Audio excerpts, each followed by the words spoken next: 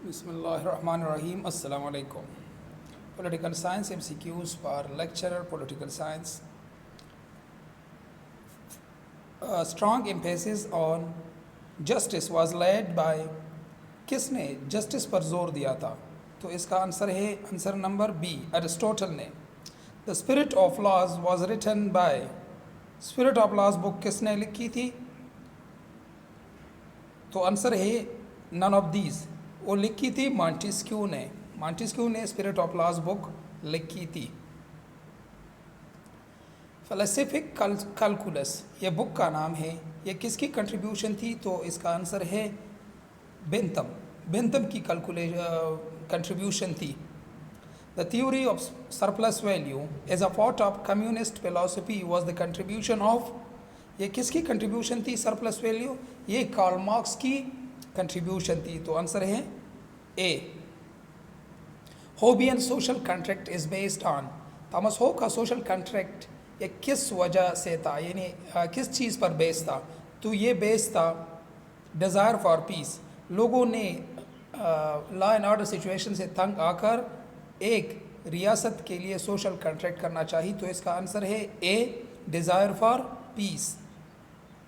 Importance of civil service has grown due to, civil services की अहमियत बहुत ज़्यादा बढ़ गई है. किस चीज़ की वजह से? तो इसका आंसर है बी, इंक्रीज्ड स्टेट एक्टिविटी की वजह से सिविल सर्विसेज की इम्पोर्टेंस बढ़ गई है. विच political theory propounded that state will ultimately disappear, किस थ्योरी ने कहा था कि स्टेट विल अल्टीमेटली डिसअपियर, कि आखिरकार रियासत ख़त्म हो जाएगी? तो इसका आंसर है डी, यानी कम्युनिज़म में इस बात की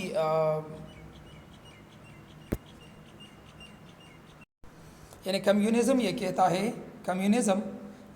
है कि स्टेट आखिरकार ख़त्म हो जाएगी. तो इसका आंसर है, कौन सी थ्योरी कहती है कि स्टेट आखिरकार ख़त्म हो जाएगी?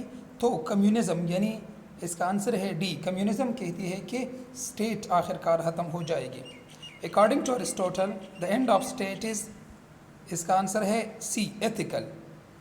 अरिस्टोटल के मुताबिक रियासत का मकसद एथिकल है, अखलाक़ी. Which Rousseau political philosophy furnished basis for, Rousseau political sovereignty ने किस चीज़ के लिए राह हमवार की? रूसो पॉलिटिकल थ्योरी ने पॉपुलर सॉवरेनिटी के लिए राह हमवार की. तो इसका आंसर है C. How many essential are required to constitute a state, रियासत के लिए कितने अनासर ज़रूरी है? तो इसका आंसर है बी, 4 अनासर ज़रूरी है.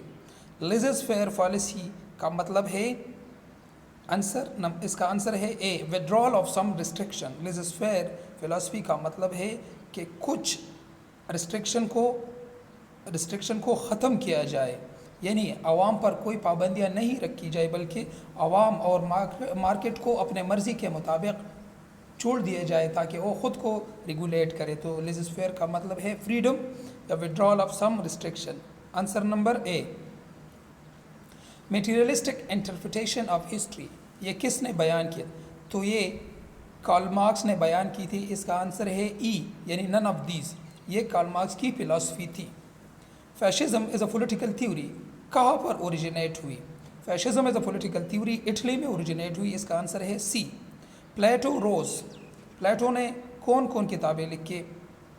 तो इनमें प्लेटो ने द लॉज बुक लिखी.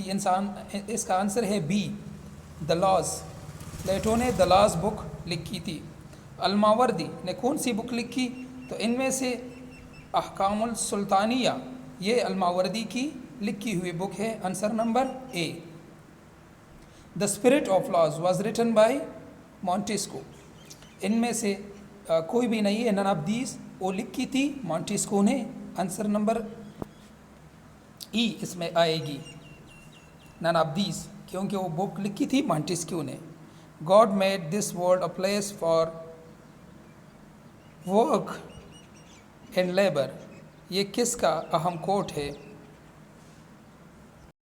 तो ये कोट है अल-गज़ाली की. उम्मीद है ये लेक्चर आपको पसंद आई होगी। मज़ीद MCQs के लिए हमारे चैनल के साथ कनेक्ट रहिए। अल्लाह हाफ़िज़।